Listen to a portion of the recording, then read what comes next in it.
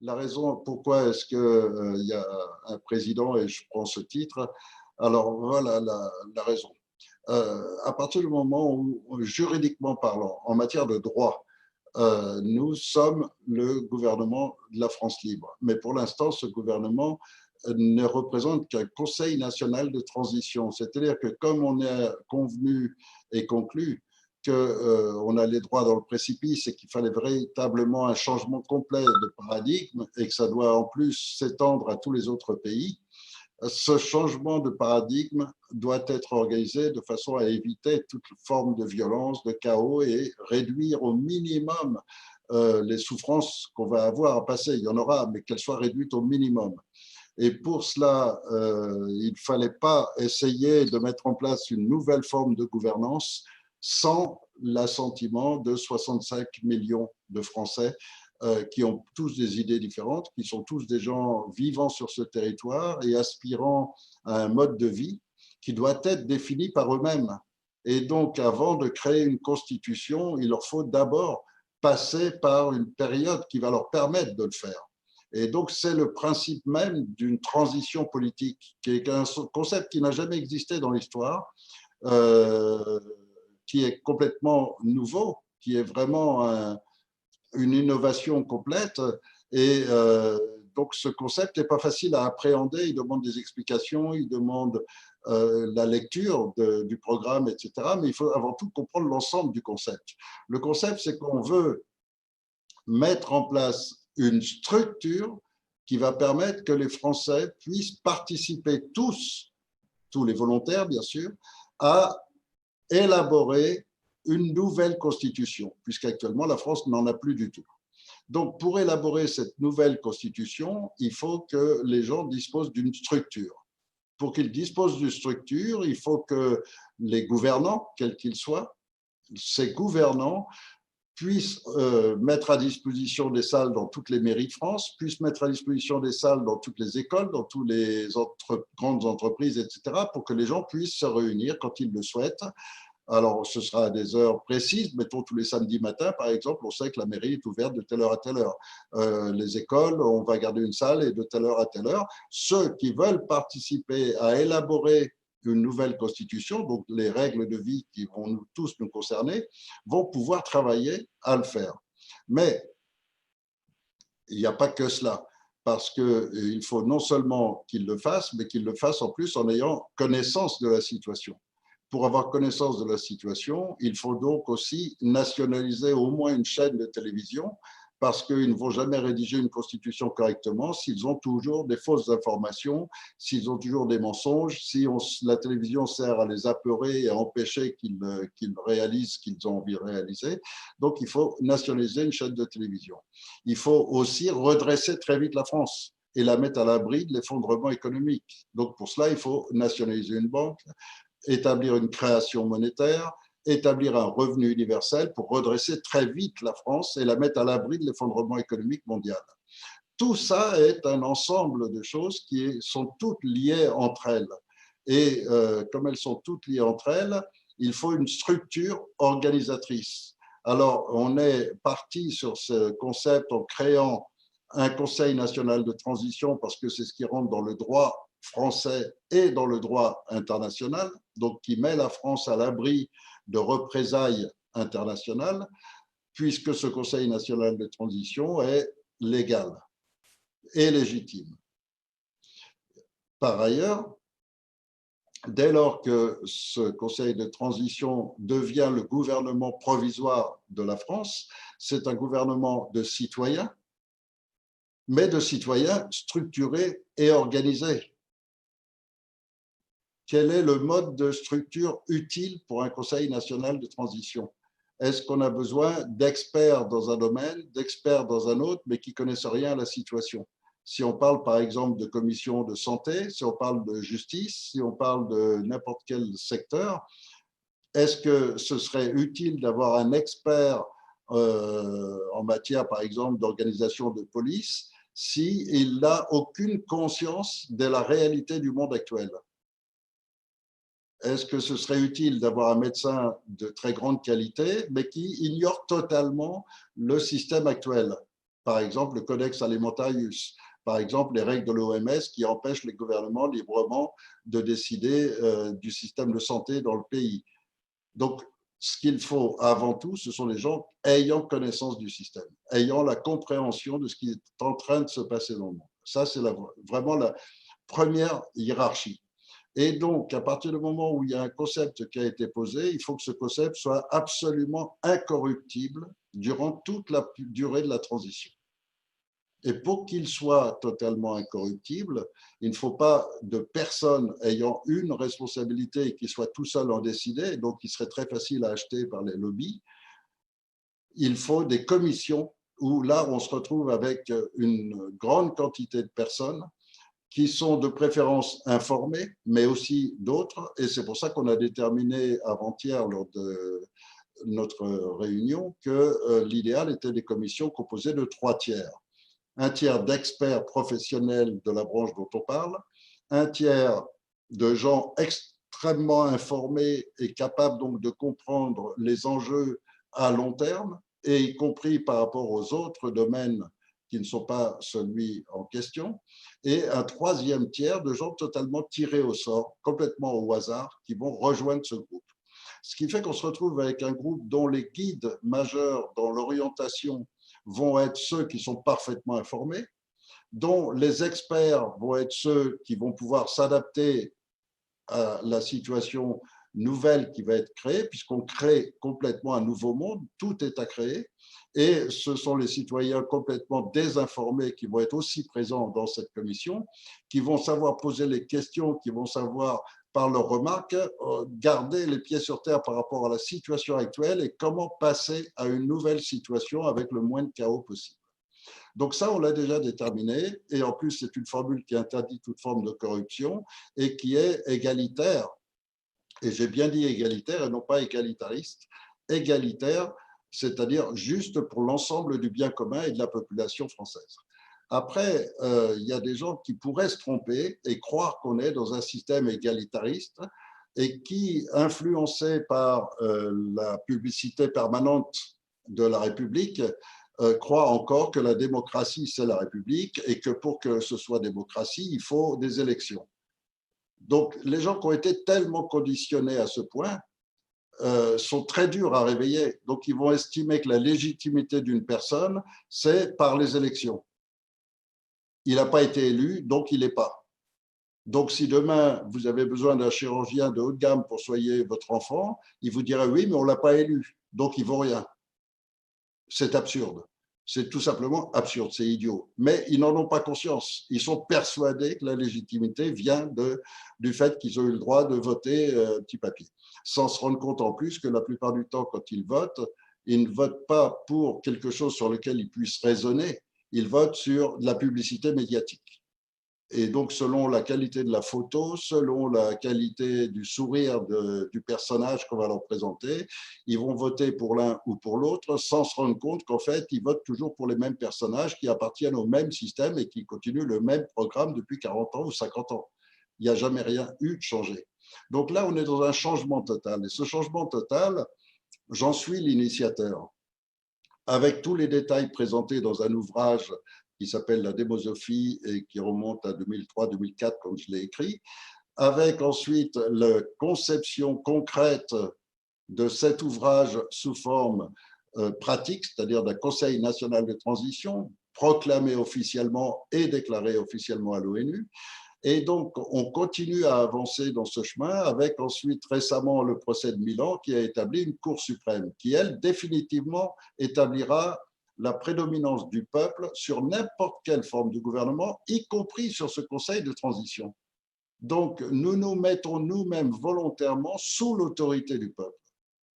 Alors, ça, c'est la première garantie de toutes, puisque c'est celle du peuple qui reste conserver le pouvoir à 100% dans son pays. En revanche, de notre côté, côté Conseil de transition, il est bien évident qu'en aucun cas on applique les règles de la République et que des règles pour voter ou quoi n'ont aucun sens. L'intérêt aujourd'hui et la force de ce Conseil de transition, ce sont les idées nouvelles, c'est l'humanisme, c'est la connaissance du sujet. Et donc, c'est ça, ce sont ces connaissances-là qui établissent les hiérarchies. Il n'y en a pas d'autres. Et donc, si je suis l'initiateur et le promoteur, on va dire, de ce concept, c'est parce que je l'ai conçu, mais aussi j'ai toutes les idées et les détails qui vont autour, que je n'ai pas pu écrire, sinon au départ, ça aurait fait un livre de 3000 pages, et que dans le programme du Conseil de transition, on présente encore une fois un résumé, parce que sinon, ça ferait encore un livre de plusieurs centaines de pages et les gens ne le liraient pas. Donc, ce qu'il nous faut, c'est avoir un résumé qui est ce programme, qui détermine exactement l'action de ce Conseil de transition qui ne va pas être libre. C'est un Conseil de transition qui va appliquer un programme, c'est une application de programme.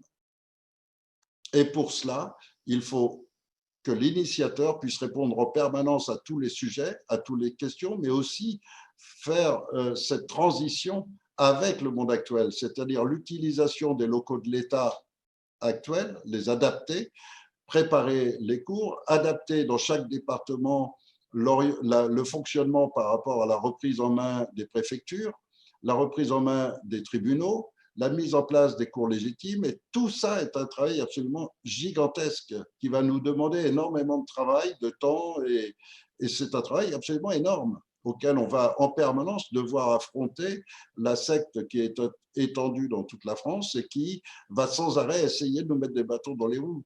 Donc, pour justement ne pas risquer cela et pour ne pas se faire infiltrer, etc., il faut que cette opération soit menée avec les gens qui sont les plus compétents pour la mener, et les hiérarchies s'établissent uniquement sur cette base-là.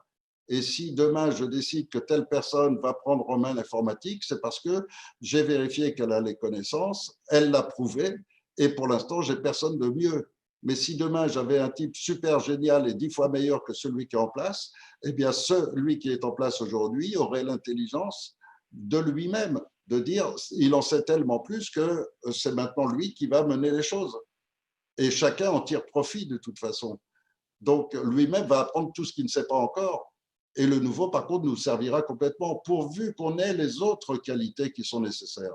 Et les autres qualités qui sont absolument nécessaires et aussi importantes que la connaissance, c'est la loyauté, c'est l'humanisme, c'est la volonté de travailler pour le bien commun, c'est la capacité de se sacrifier soi-même pour le bien de tous. Et ça, ce sont des qualités qui ne se mettent en place, qui ne se découvrent que par l'essai, que par l'expérience, que par le vécu. Et ce sont des qualités réelles que je connais chez beaucoup d'entre vous. Et c'est pour ça que déjà, on organise une forme de structure que certains considéraient hiérarchique, mais ce n'est pas une véritable hiérarchie dans le sens actuel. C'est une hiérarchie d'utilité.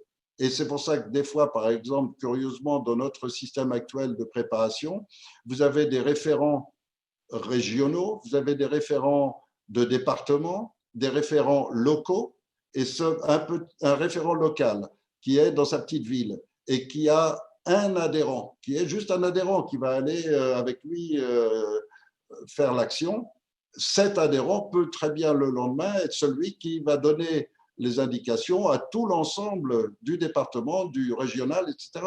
Parce que simplement, le fait que dans chaque région, il y ait un adhérent qui est en réalité quelqu'un que je connais depuis très longtemps et dont je sais exactement qu'il est dans le même schéma que moi, eh bien, lorsqu'on lance un programme, cette information arrive au conseil régional, qui la passe au départemental, qui la passe au local et qui arrive à l'adhérent.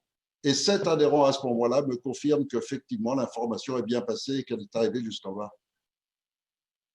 Donc, voilà l'utilité de ce genre d'organisation, de structure, et qui a fonctionné puisqu'on est tous là et que tout se passe de mieux en mieux à tous les niveaux, que les relations sont de mieux en mieux entre tout le monde parce qu'on est tous unis par le même but.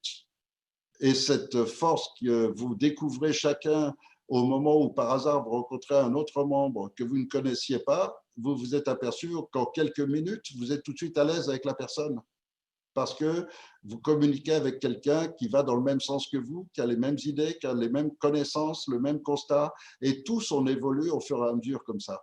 Alors après, pourquoi j'ai décidé de prendre cette appellation? Eh bien, tout simplement parce que à partir du moment où on est un gouvernement, on est encore aujourd'hui dans le schéma du monde actuel. Et le monde actuel, c'est dans tous les pays du monde, un gouvernement, un président. C'est comme ça dans le monde entier. Et donc, pour réussir notre transition, il faut que ce gouvernement ait un président.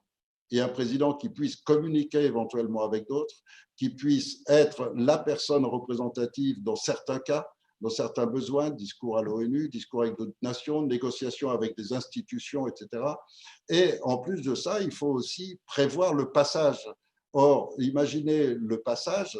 Le passage, c'est virer les usurpateurs qui se sont installés au pouvoir, mais ça veut dire qu'il faut y arriver demain, il faudra être en place. Et être en place, ça veut dire qu'il faut connaître les protocoles, tout le fonctionnement interne de l'État actuel pour pouvoir s'y adapter et utiliser les hommes. Parce qu'il ne faut pas penser une seule seconde que l'Élysée va être vide et qu'on va tous se retrouver dedans à faire ce qu'on veut et faire la fête. Ce n'est pas ça. On va être nous-mêmes inclus à l'intérieur d'un système dans lequel vous avez une multitude de fonctionnaires, de cadres, etc., dont la plupart sont des gens intègres et dont la plupart vont adapter une nouvelle philosophie, un nouveau comportement, des nouvelles façons de travailler par rapport aux indications que nous allons leur donner. Et pour cela, il faut absolument qu'il y ait cette hiérarchie, entre parenthèses, qui existe dans le principe pour eux, parce qu'on ne peut pas demain mettre en place un conseil de sages qui remplacera le président le plus rapidement que possible, sans que ce conseil de sages soit véritablement validé. Et donc, il faut d'abord le mettre en place. Et ensuite de ça, il faut aussi un peu de temps pour qu'ils prennent ses marques par rapport à, à cet état de fonctionnaires, de responsables, d'institutionnels, etc., dans tous les domaines, pour que ce conseil de sages commence à prendre cette autorité selon l'organisation que lui-même aura préparée et qui nécessitera de toute façon qu'entre eux, ils déterminent un président.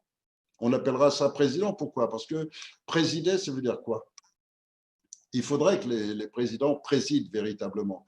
C'est-à-dire qu'un président, il n'agit pas, il préside, c'est-à-dire qu'il organise seulement, il coordonne l'action de différentes actions. Et donc, coordonner les différentes institutions entre elles, les différents corps entre elles, les groupes, etc., c'est aujourd'hui le rôle du président de ce conseil de transition que de coordonner tout cet ensemble. Et quand demain, les médecins montent une commission, etc., à tout moment, ils vont m'appeler pour faire ci, pour faire ça, pour organiser, pour choisir qui, pour enlever qui, etc. Et donc, tout ça, ça va être la structure jusqu'à ce que cette structure fonctionne. Ensuite, ce sera la même chose avec le Conseil des sages, la même chose avec la Cour suprême, la même chose dans tous les domaines, pour faire la jonction avec l'État existant. Car on ne peut pas nier d'un coup l'existence, on ne peut pas balayer totalement la santé, les hôpitaux, la sécurité sociale, etc., pour dire on met un nouveau système. On ne peut pas. On doit se servir des hôpitaux déjà existants, des intendants, des chirurgiens, des médecins déjà existants. Et donc, pour faire toute cette transition qui va être compliquée, il faut absolument qu'elle soit admise par ces gens-là. Or, si vous parlez demain avec quelqu'un, qui que ce soit, qui est au courant de rien, qui est toujours naïf, qui est devant sa télé, qui est devant complètement conditionné par sa République, si vous lui parlez d'un gouvernement, dans sa tête, immédiatement, il faut un personnage. Donc, si vous lui parlez des États-Unis, il va vous dire c'est Trump. Si vous parlez de la Russie, il va vous dire c'est Poutine. Pour lui, l'association, elle se fait automatiquement. Donc, si vous lui parlez d'un gouvernement en exil, ah bon, mais c'est qui? Ce sera tout de suite, immédiatement, sa question. Et il faut pouvoir donner un nom. Et il faut qu'ensuite, quand il aille voir cette personne sache de quoi elle parle et puisse répondre à toutes les questions. Donc, c'est la raison pour laquelle cette appellation de président est utile à cette transition. Et ce n'est pas par plaisir du titre, ni de me gargariser de quoi que ce soit, parce que ça ne procure aucun avantage, ça fait juste de moi une cible une cible à abattre, et je suis déjà pas mal embêté. Donc, il n'y a rien, il n'y a aucun intérêt, rien à gagner. Et puis, considérez bien que de toute façon, vous me croyez ou vous ne me croyez pas, depuis très longtemps, quelque part, je sais que c'est une mission que je dois accomplir jusqu'au bout.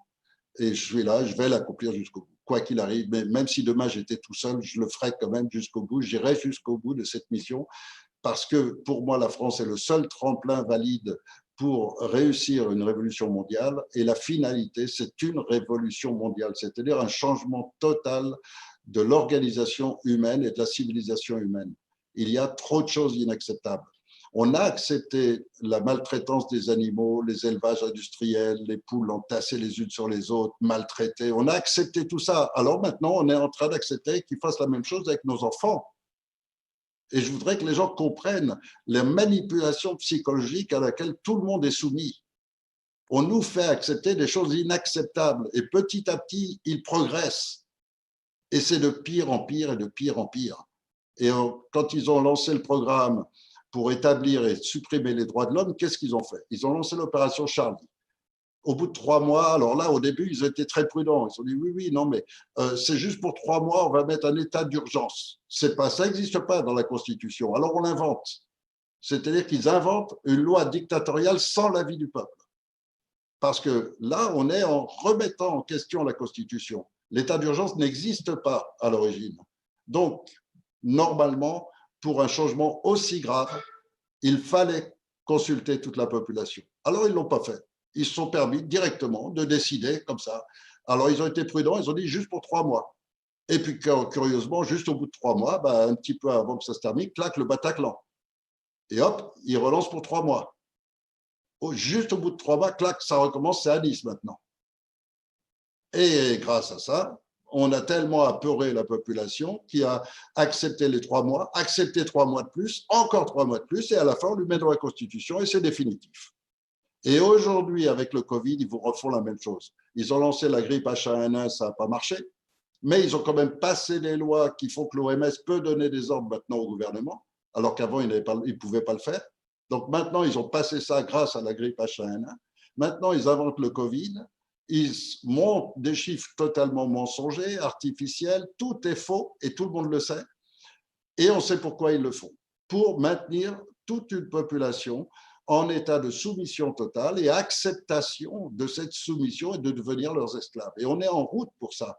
Et là, ils ne sont pas complètement libérer la population puisqu'ils mettent en place des barrières de confinement, de masques, d'obligations de toutes sortes, d'amendes, de menaces, etc., pour maintenir la population dans cet état, pour la préparer à la seconde étape qui va être une nouvelle pandémie et l'obligation vaccinale.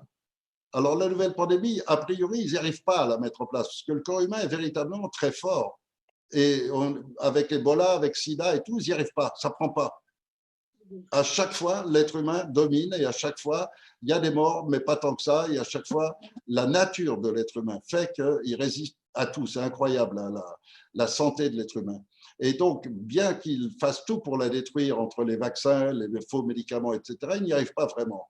Alors, qu'est-ce qu'ils vont faire? Eh bien, ils vont faire comme ils ont fait avec le Covid-19. Ils vont inventer, et puis une grosse manipulation médiatique et ça suffit, les gens vont y croire, quelques menaces de prison ou d'amende ou autre, et puis les gens s'y soumettent, et dans 6 mois, on sera sous la vaccination obligatoire, qui est leur finalité.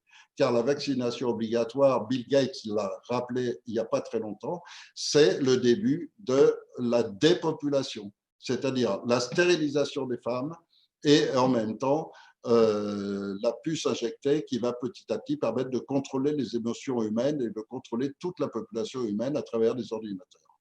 C'est le principe aussi sur lequel s'associe la 5G.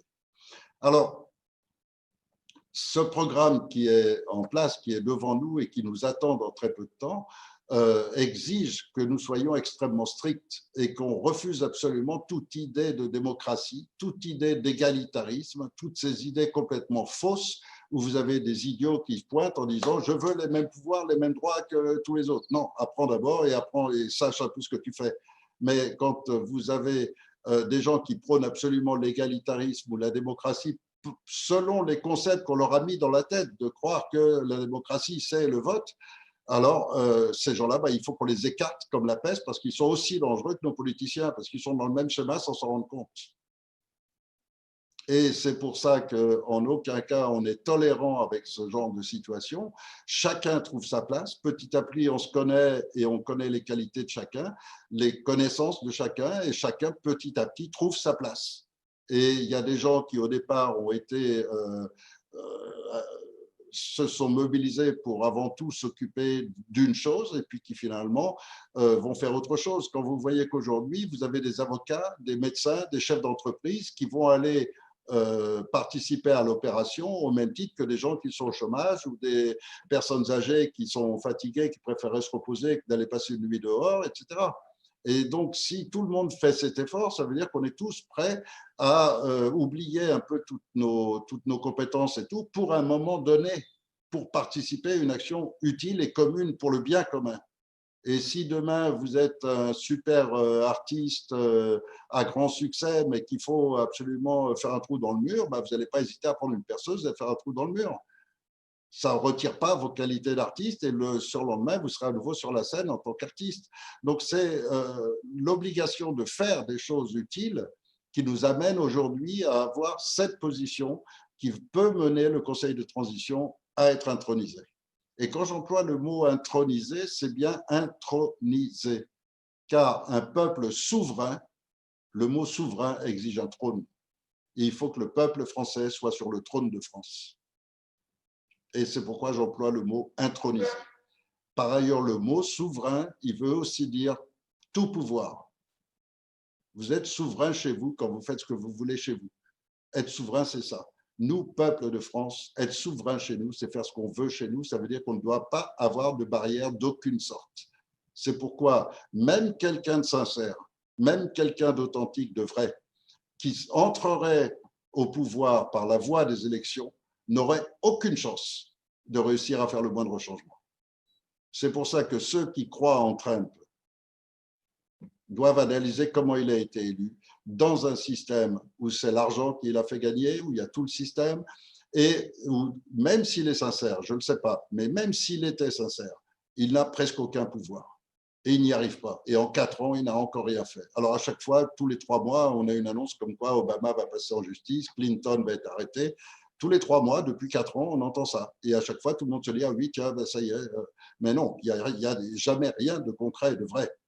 Donc, est-ce qu'il n'y arrive pas ou est-ce que tout ça est une manipulation? Je ne sais pas. Mais ce que je suis sûr, c'est qu'un peuple souverain, avec le concept de conseil de transition, n'aura aucune barrière. Ça veut dire que le jour où vous décidez quelque chose, ça s'applique automatiquement, pourvu que ce soit dans les règles du programme. Et c'est surveillé par la Cour suprême, qui restera toujours au-dessus. Ça veut dire qu'à tout moment, si vous déviez du programme, si vous trichez, c'est-à-dire que dès qu'il y a quelque chose en dehors du programme, ce qui est prévu, c'est que systématiquement, c'est un référendum national. Et donc, si il y a triche ou quoi que ce soit, eh bien, il y a immédiatement la Cour suprême qui a le pouvoir sur ce conseil de transition. Donc, j'ai pris cette appellation parce qu'elle est utile, elle est pratique, elle est nécessaire et elle va servir uniquement le temps de mettre en place un conseil de sages qui ensuite sera le dirigeant, mais après la Cour suprême. Car il faut que la Cour suprême, c'est-à-dire le peuple souverain, soit définitivement en place. Parce que là, il n'y aura plus jamais de retour en arrière. Dès lors que la Cour suprême aura été créée, ce sera la garantie absolue de la réussite du programme. Pourquoi? Parce que la Cour suprême aura sous ses ordres l'armée française et le droit de commander ce qu'elle veut à cette armée française. Donc, elle contrôlera le gouvernement, elle contrôlera tous les éléments, toutes les institutions. Elle aura en plus comme outil permanent de contrôle la Cour des comptes. Donc, à partir de là, cette Cour suprême devient le vrai pouvoir total sur la France. Et cette Cour suprême, c'est vraiment le peuple, sans aucune possibilité ni de corruption, ni de triche. Et j'essaye à chaque fois de rentrer un peu plus dans les détails pour expliquer les situations. Et je crois qu'aujourd'hui, on est vraiment tout près de déclencher quelque chose qui va être énorme. Parce que si on arrive, comme c'est prévu, à faire bouger cette population française comme elle-même le souhaite, comme elle-même en a besoin, et on le voit à travers les réactions des policiers, des gendarmes qu'on croise, tout le monde attend un vrai changement. Mais personne ne sait comment le faire, personne n'est sûr d'un changement positif. Il y a des inquiétudes de tous les côtés. Donc nous, notre rôle, ça va être de présenter le changement, c'est-à-dire présenter ce programme, présenter le concept et savoir l'expliciter en détail C'est pour ça que je vous demande sans arrêt de relire tous les articles sur la Cour suprême et toute l'explication, tout ce qui concerne le Conseil de transition, tout le programme du Conseil de transition, et toujours d'avoir un recours permanent face à n'importe quel journaliste, face à n'importe quelle question. Votre force, ce sera toujours d'être authentique. Montrez votre vrai visage. N'ayez pas peur de dire ça, je ne sais pas, ça, je sais, ça, je ne sais pas. Là, je me suis trompé. N'ayez jamais peur de ça, parce que votre authenticité est votre plus grande force. Les Français, globalement, n'entendent que des mensonges, voient des gens sans arrêt hypocrites, etc. Pour eux, la politique, c'est que ça. Et donc, si on veut être différent, il faut qu'on soit vrai de A à Z.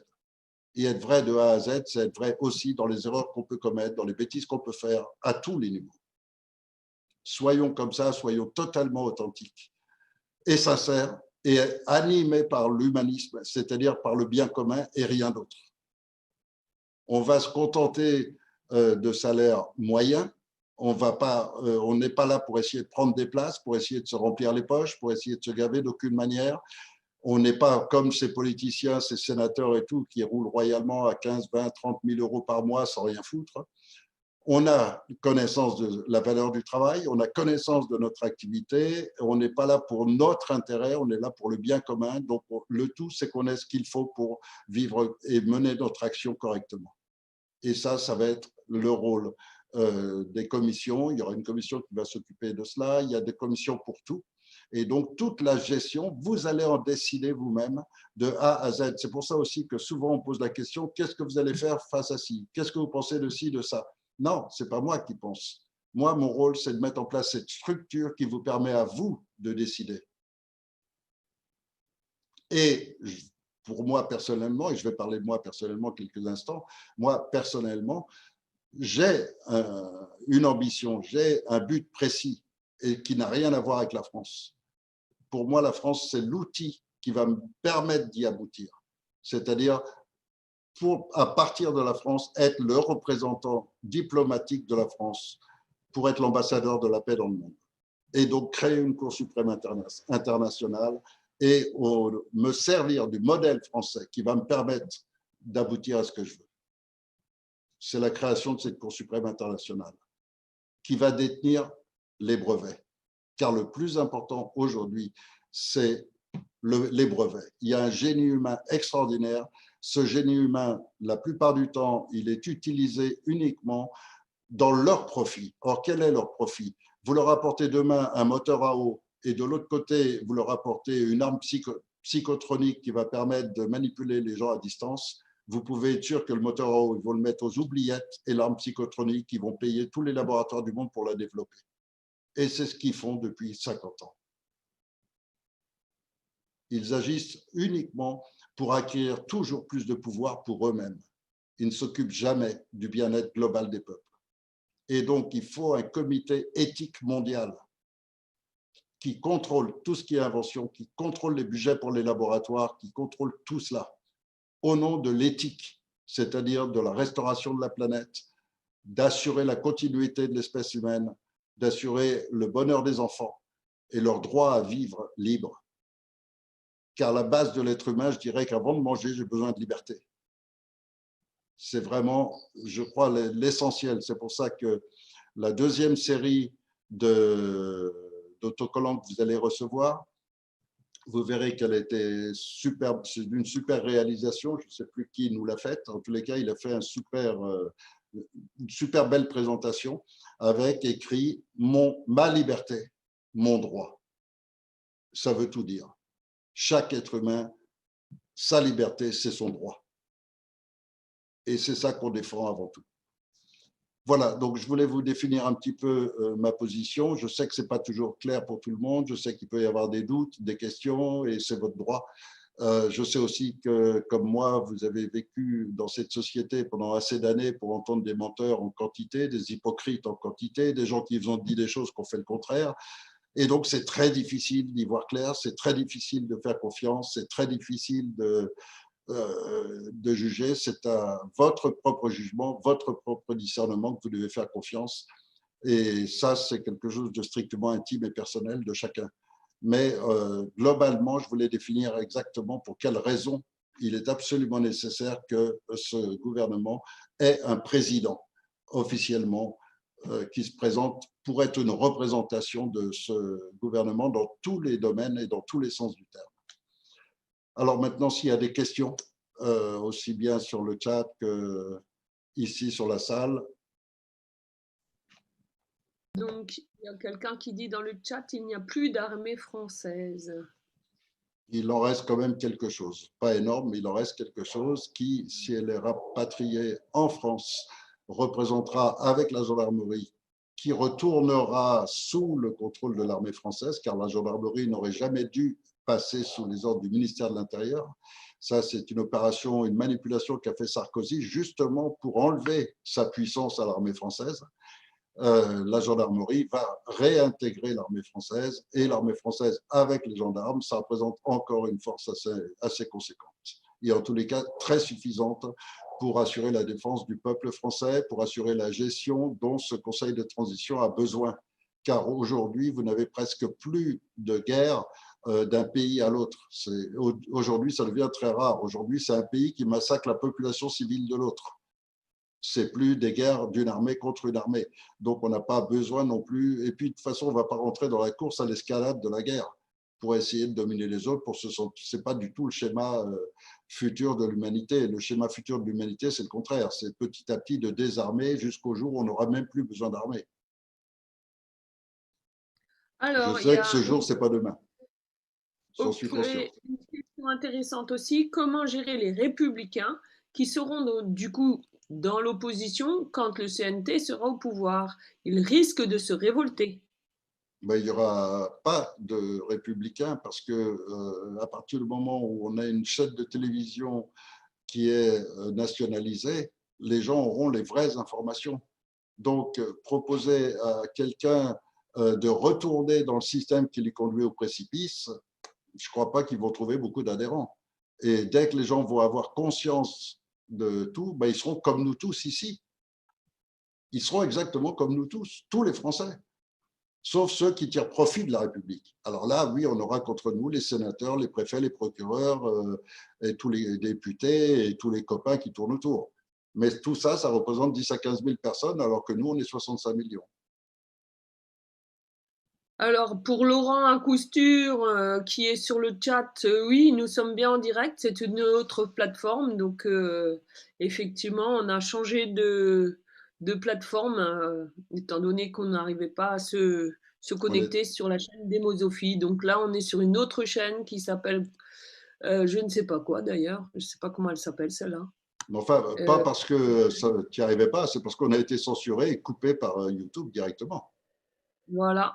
On peut le Et dire. du coup, et on n'a pas réussi à se reconnecter. Apparemment, ils arrivent à, à bloquer tout. Je ne sais pas comment, mais ils y arrivent. Alors voilà, ça s'appelle Cour suprême. Donc comme il y a peu d'abonnés, ben, elle n'est pas bien référencée. Donc peut-être c'est un peu compliqué de la trouver directement sur YouTube, je ne sais pas. Je vais enchaîner sur cette notion de vote qui fait que les gens croient que le vote, c'est la démocratie. Bon, déjà, le mot démocratie, ils en parlent sans savoir de quoi on parle, puisque ça n'a jamais existé dans l'histoire humaine. Jamais. C'est totalement inexistant. Donc, c'est un rêve, c'est une utopie depuis toujours. Et peut-être que nous, on est la première forme réelle de démocratie, c'est-à-dire pouvoir du peuple, démocratie. Quoique je préfère démosophie, parce que démosophie, c'est la sagesse du peuple. Et je préfère une sagesse que de la force. Mais bon, ça, c'est mon goût personnel et ça, ce ne sont que des mots, ça n'a pas grande importance. En revanche, le vote, quand on réfléchit un tout petit peu, moi, je veux bien qu'on se présente à des élections, mais à des vraies élections. Qu'est-ce que ce serait des vraies élections? Eh bien, plutôt que de voter pour des images dans un système fermé, il faudrait pouvoir voter déjà sur le système lui-même. Donc, des vraies élections. Je veux bien, moi, demain, que Macron se présente et moi, je me présente tous les deux.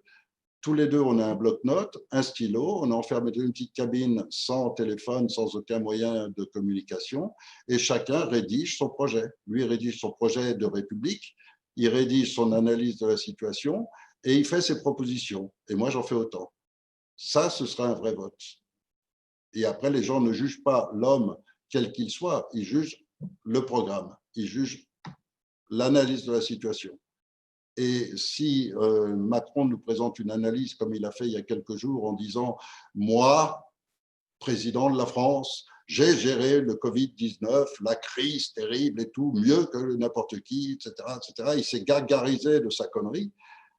Excusez-moi, mais bon, quand il aura fait ça, je crois que tout le monde va se dire sa manière de gérer, c'est pas terrible, sa manière de réprimer les gilets jaunes, c'est pas tout à fait ce qu'on attendait, sa manière de respecter la loi française, c'est pas trop ce qu'on voulait, etc., etc. Donc, quand il aura rédigé son texte pour se mettre en avant, bah, les Français après compareront avec la réalité et se rendront vite compte qu'il peut raconter tout ce qu'il veut, ça n'empêche pas que la réalité, elle est là. Donc, ça, ce serait un vote qui aurait du sens. Et s'il y a 10 personnes, par exemple, les 10 personnes rédigent leur analyse, leur programme, et les gens ont ensuite la vision du programme sans savoir qui l'a écrit. Donc, ils ne votent plus pour une personne, ils votent pour un programme, pour une idée, pour un concept, pour un changement de société. C'est eux qui décident, mais ils décident à partir de textes sans savoir qui l'a écrit. Et là, on aura quelque chose de sensé, de sérieux et de logique. Donc, si le vote se déroulait dans ces conditions-là, oui, ça aurait un sens. Mais un vote où les gens voient la photo du Macron à poil sur tous les kiosques des journaux 3 jours avant le vote, ça y est, bah, tous les gamins, il est jeune, il est beau, il n'a pas de poil sur la poitrine, donc il me plaît et je vote pour lui. C'est une fabrication, une marionnette fabriquée de toutes pièces et ça a suffi à convaincre les imbéciles. Et donc, il y a aussi des gens de toute bonne foi qui ont voté simplement en se disant c'est le changement, il a l'air plus jeune, il a l'air différent des autres, il est nouveau. Voilà, ils ont voté de la nouveauté, mais tout ça, ce sont des barrières psychologiques, c'est rien d'autre. C'est pas de l'analyse, c'est pas du discernement, c'est pas du jugement. Et dans un système qu'ils ne peuvent pas remettre en question. À quel moment les Français ont-ils le choix de dire « j'en veux plus de la République, je veux un autre système ». Il y en a plein d'autres. Pourquoi on serait cantonné à la République? Pourquoi je garderais ce système qui a prouvé qu'il n'a jamais fonctionné? C'est tellement idiot. Quand vous avez une voiture qui ne marche jamais, qui ne fonctionne pas, vous avez tout fait, c'est pas en mettant plein d'essence et tout ça, une batterie neuve et tout. Si de toute façon le moteur il est naze, il est naze. Votre voiture, elle ne roulera pas mieux parce que si le moteur est naze, vous pouvez toujours faire le plein d'essence, elle ne partira pas. Hein. Donc, quand un truc ne fonctionne absolument pas, c'est logique de chercher autre chose. Pourquoi est-ce qu'on vous interdit de regarder ailleurs qu'à la République?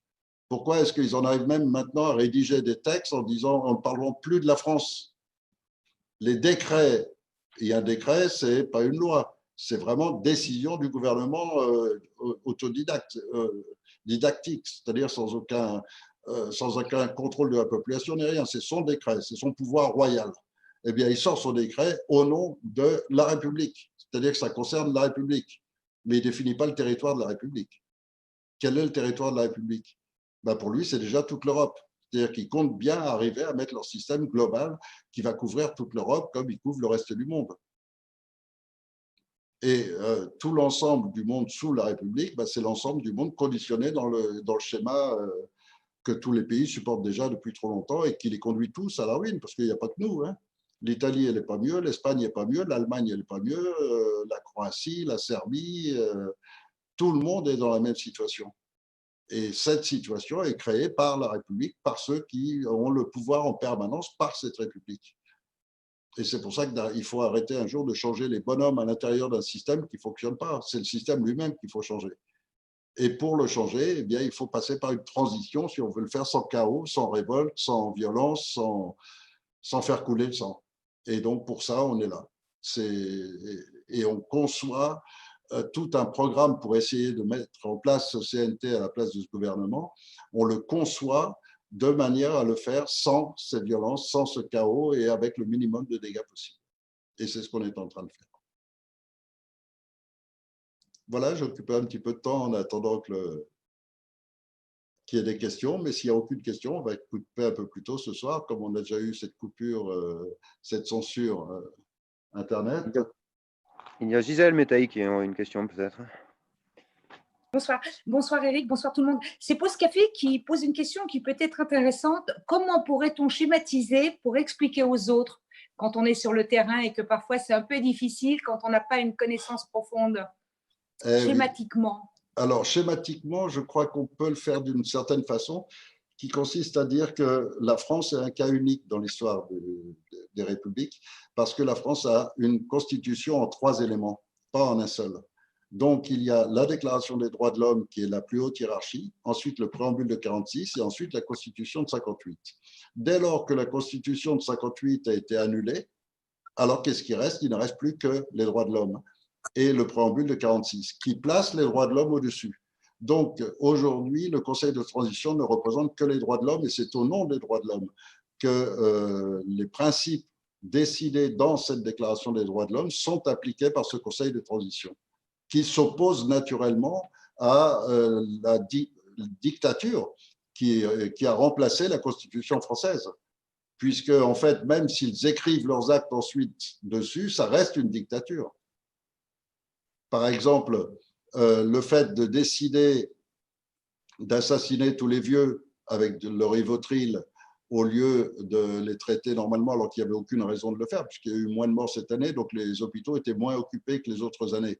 Donc, il n'y avait aucune raison de le faire. Donc, la décision, comme ça, directement de provoquer la mort de toutes ces personnes âgées, et en plus d'interdire aux familles de revoir ou de revoir leurs parents une dernière fois, c'est quelque chose de totalement inhumain et inacceptable. Et donc, qui s'oppose totalement aux droits de l'homme et aux règles humaines que représentent ces droits de l'homme. Et donc, ils veulent nous imposer leurs règles, et puis ça, c'est aussi dans un programme qui est prévu pour eux. L'euthanasie, vous en avez entendu parler avant qu'ils le mettent en pratique. Ils en parlent dans les textes de loi depuis longtemps, c'est dans leur programme depuis longtemps, et en fait, ils veulent réduire l'humain à l'utilité pour eux. Et l'utilité pour eux, c'est disposer des enfants, c'est les formater comme ils veulent pour qu'après soient ou des esclaves ou des soldats qui contrôlent les esclaves. Et pour eux, ils sont en train de se construire un monde idéal, plein de serviteurs, plein de petits soldats qui vont être à leur service, et une planète entière qui vont se partager en 8 ou 10.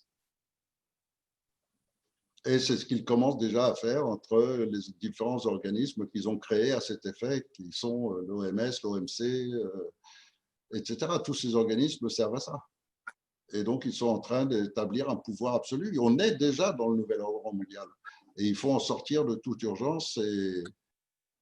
Et pour ça, on va essayer de le faire sans aboutir à l'extrême, qui est ce que vous avez vu à Dijon il n'y a pas longtemps, mais qui serait répandu sur tout l'ensemble de la France, simultané. Parce que s'ils laissent aller les choses jusqu'au bout, ce sera une guerre du peuple contre la police et la gendarmerie. Et puis jusqu'au moment où la police va exterminer assez de peuples et que ce qui restera sera dans les camps de concentration, enfin ils appelleront ça camps d'isolement, et puis ensuite ils feront intervenir leur armée européenne contre cette police et cette gendarmerie pour éliminer les derniers éléments qui voudraient défendre la France. Donc de toute façon, la France n'a plus qu'une durée de vie extrêmement courte si on ne réagit pas.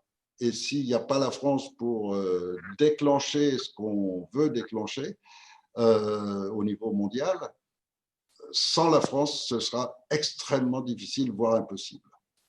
Et c'est pour ça que je m'accroche à réussir en France à mettre en place cette transition et cette Cour suprême, parce que là, ça ouvrira la porte sur tous les autres pays.